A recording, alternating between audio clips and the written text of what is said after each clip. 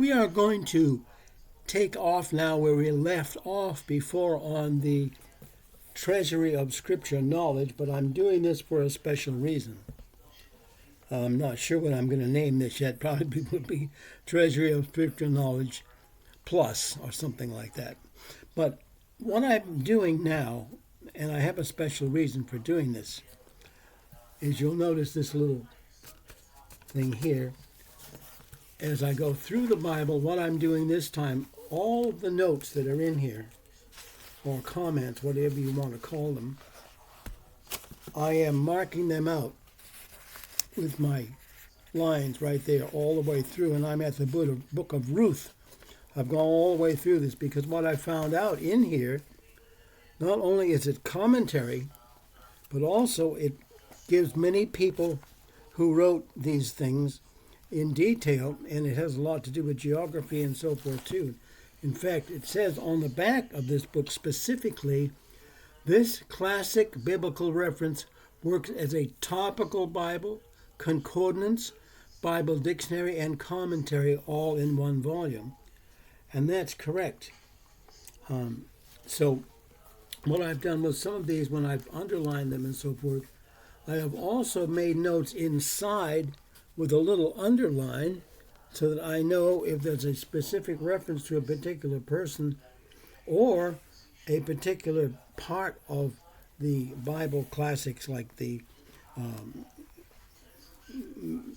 MSS and any particular person who is writing about it, and other manuscripts like the Targum, which are mentioned in here.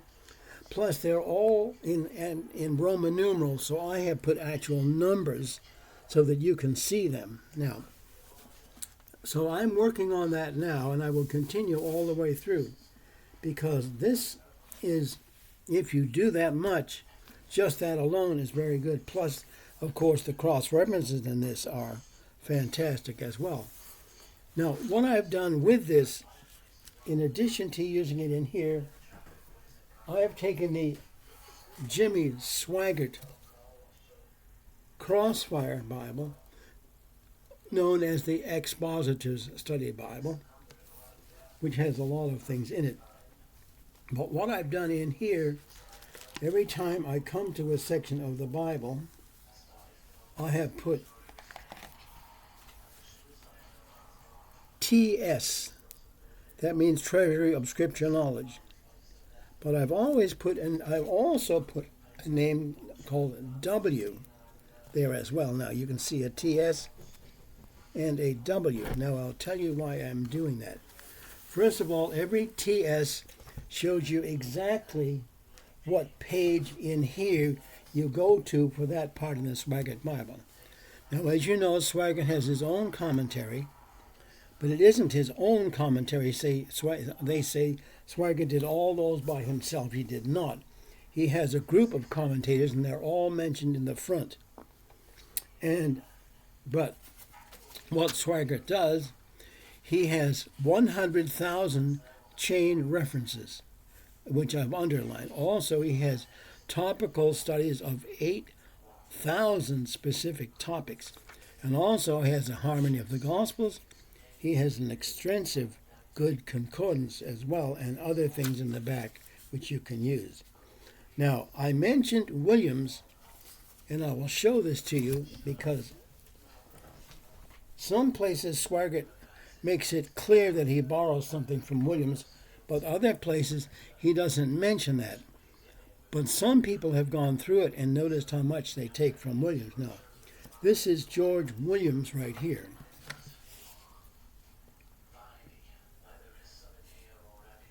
George Williams, the complete Bible commentary.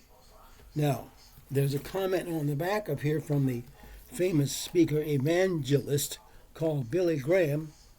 It says, Williams' complete Bible commentary is a value volume in my library. I have always appreciated its basic commentary on the authority and inspiration of the Scripture, and found its insights to be an excellent source for my sermon preparation and for my Bible study. So Billy Graham uses this himself, and there are others who make comments about it as well. But one thing about George Williams was that he spent his life all over the place. He's mainly from Dublin, Ireland, but he went all over the world to study. Also, he was at the Moody Bible Institute, but Williams devoted the last 20 years of his life to renewing his knowledge of the Greek and Hebrew alphabet in preparation for writing this complete Bible commentary. So what you will find in here is commentary. Of course, I've marked those out with numbers as well because it's all in Roman numerals. But you will see in here also his commentaries. And what he does especially is gives clarity to Hebrew, Greek, and Aramaic words you will not find anywhere else. Now, I found out, without realizing how much Swaggat took from this. Now, I also, though, found out that he took a lot from the finished Dake huge Bible as well.